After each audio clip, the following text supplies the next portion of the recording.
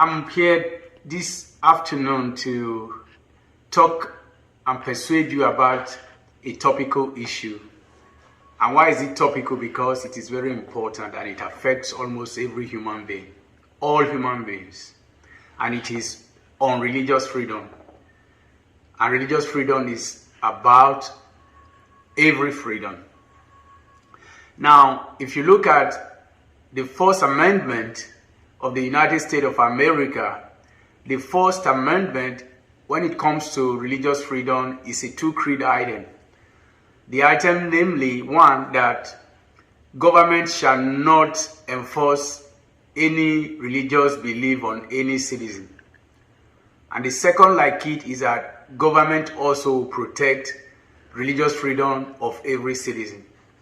Now, this is very clear. It is clear from the experience the United States of America and for the founding fathers who were persecuted in Europe and they escaped to the United States, to the new free world. So it was incumbent in their minds to make sure government doesn't intervene when it comes to what you choose to believe, who you choose to worship.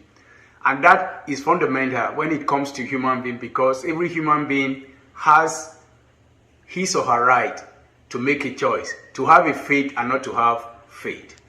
Now, when you begin to talk about religious freedom, it is not just about Christianity. Specifically, it includes people of faith, people of no faith. Even it includes Abrahamic faith tradition when you talk about Judaism, Christianity, or Islam. Now, why it's very important is that in our world today, globally, we have over 260 million being persecuted because of their faith. And we have millions of Uyghur Muslims, even in China, they are persecuted because of their faith. Now, this is very important, and it is important for every person to understand how religious freedom limits economic freedom.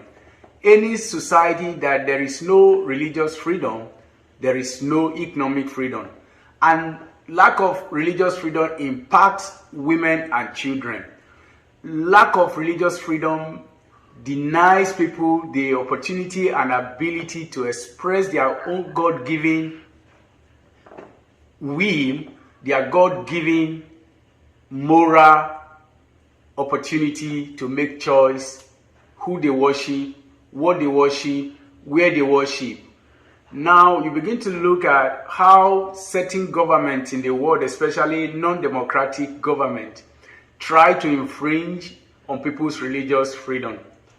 And this is what I'm calling everybody today.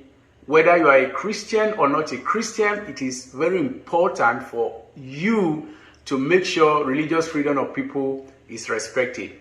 For example, from my country of origin, Nigeria, a lot of Christians have been displaced from their homes. Even Shia Muslims, their leader has been persecuted in prison without recourse to justice. You begin to see many people fleeing their homes, bringing about existential threat to people who are in the minority. You begin to see that displaced children have nowhere to go, they are out of school, and even girls are sexually trafficked as a result of religious intolerance that is taking place in most of these countries around the world. So we look at it from that perspective that everybody should be persuaded, one, to know that if there is no religious freedom, there will be no economic freedom.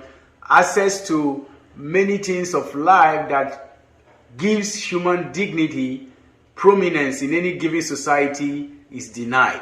And that is the reason why today I am persuading you to pursue religious freedom for all. And that means you are not going to enforce your religious belief, your ideology on anybody, but it means you are going to live in tolerance, you are going to accept people to live within their own right to practice what they want. And that means also you are not going to infringe on their right to choose who they want to worship. In that regard, what do?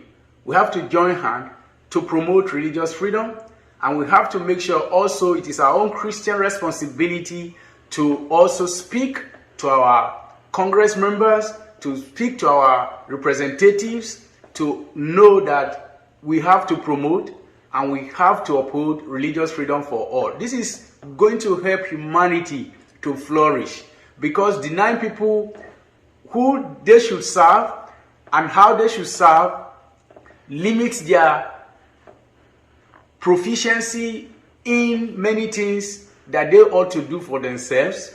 It hinders their productivity. They are unable to contribute to society.